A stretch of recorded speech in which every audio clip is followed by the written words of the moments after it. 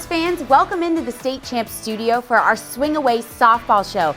This show is brought to you by Lawrence Technological University. And don't forget, LTU offers over 24 varsity sports for men and women. Not only that, academic and athletic scholarships are available. And what's unique about it all is you can recruit yourself. Visit ltuathletics.com.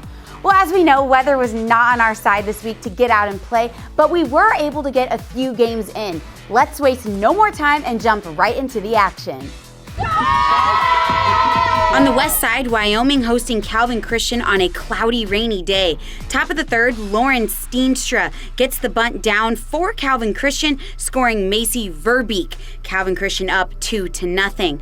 Wyoming would have an answer in the bottom of the fourth. Treya Cross singles into right field, scoring Janissa Rawls from second base, getting the Wolves on the board. Top of the fifth we go, Calvin Christian with some more small ball. Macy Verbeek gets the bunt down this time, and Anna Zoet scores. It's 3-1.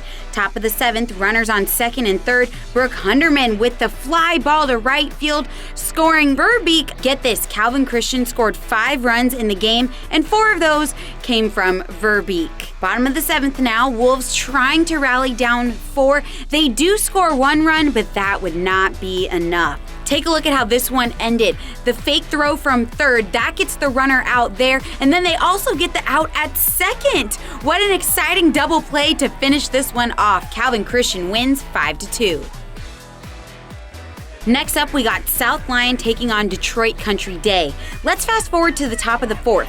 Lions with a runner on first, Julia Duncan rips an RBI double. That brings Leah Casca all the way home, and then South Lyon would add on 1 more in that inning to make it 2-0. In the top of the fifth, Lions with a runner on second. Ava Bradshaw knocks in Grace Walters with an RBI double as well. It's now 3-0. And Ava had herself a day on the mound as well. Remember, she is the defending total softball player of the year, and in this game, she showed us why. Ava racked up 16 strikeouts and 7 innings of work. How about that? As South Lyon went on to win 3-0. Well, let me ask you this. Does your sport allow you to reach maximum speed? DMC physical therapist and athletic trainer Laura Ramus explains the difference between max speed and acceleration speed in this week's Game Changers Pop Quiz. Hi, I'm Laura Ramus with DMC Physical Therapy and Sports Medicine with today's Game Changers Pop Quiz. True or false? Most field and court sports do not allow an athlete to reach their maximum speed. The answer is true.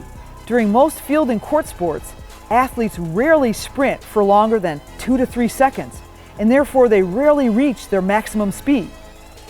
Instead, athletes are relying on their acceleration speed. Acceleration describes how quickly an athlete can get to their maximum speed. Because in sport, most of the time athletes are accelerating, decelerating, and changing direction, it is just as important to train your acceleration speed as it is your maximum speed. Do you have a sports injury, or are you just looking to take your game to the next level? Then go where the pros go. DMC Physical Therapy and Sports Medicine. For immediate care, call 313-910-9328 or visit dmc.org/gamechangers.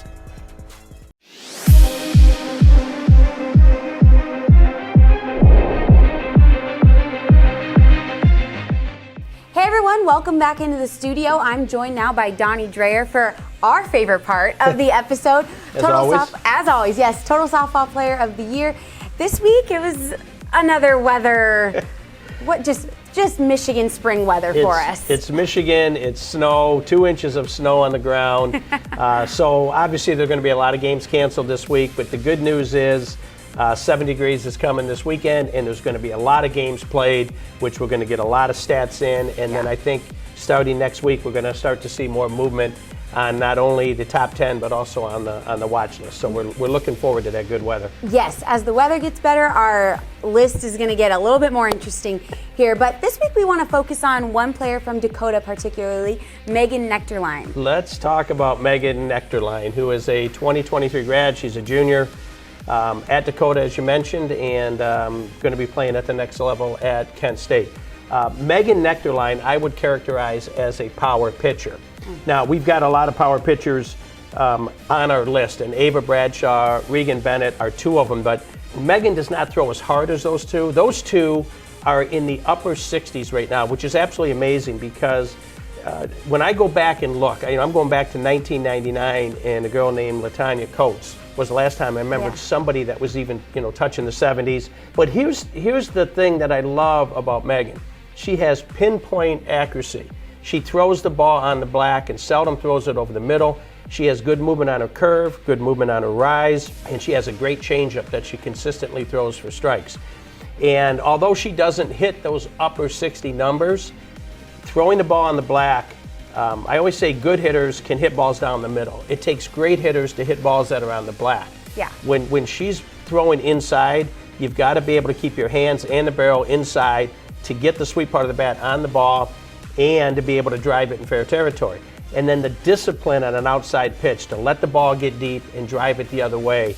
Most hitters at the high school level cannot consistently do that. Yeah. And because of her control, along with her velocity, movement, and change of speed, makes her one of the best pitchers in the Midwest. And she's only going to get better. Yeah, only a junior like we said. So you listed off some of her major pitches. Which one do you think is her best right now? Well, my favorite is the changeup. Even though she doesn't, it's not the pitch she throws the most, I think it's the most effective pitch because it takes the hitters off balance and she can throw it for strikes. So many times if she's facing a great hitter, she doesn't have to pitch around a great hitter.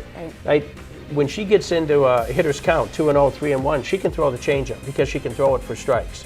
So I love her changeup, and it's a pitch I think is most effective against great hitters. Yeah, and then she's only a junior, so much room here to still grow. What do you think, or what do you want to see from her this season that she'll improve on heading into senior year? Very similar to what I said about Macy Ireland. Is Megan is just a goofy, always laughing type of kid, and I love a pitcher that has that looseness to her. Right.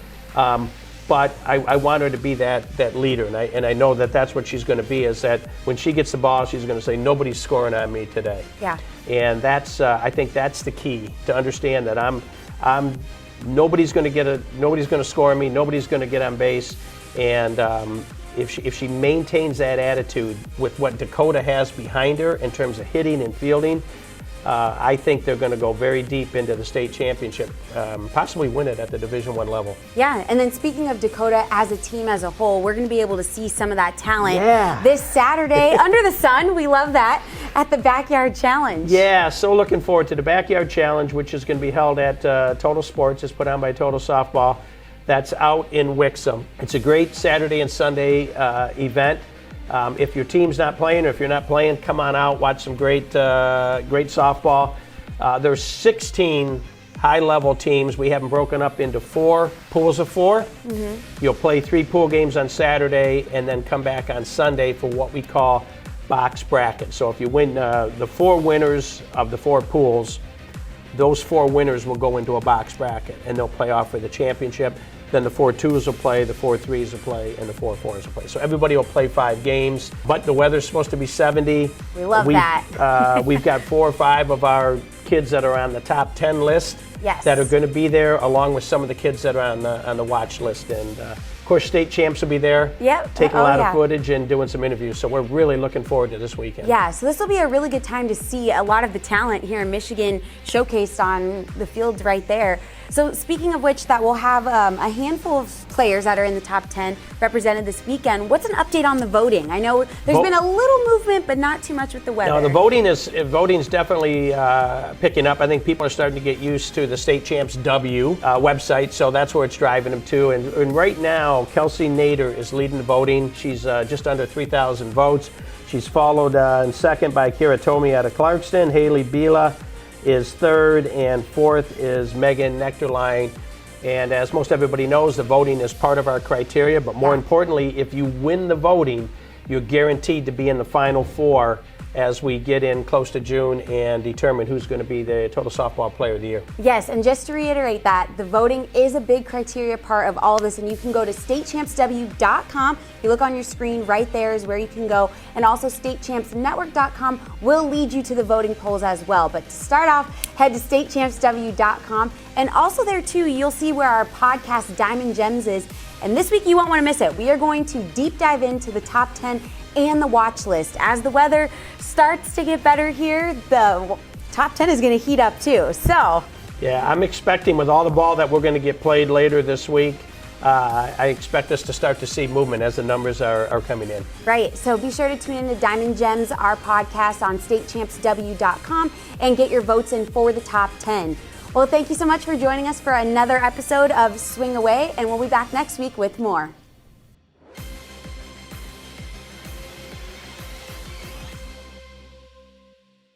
State Champs Swing Away is presented by Lawrence Technological University.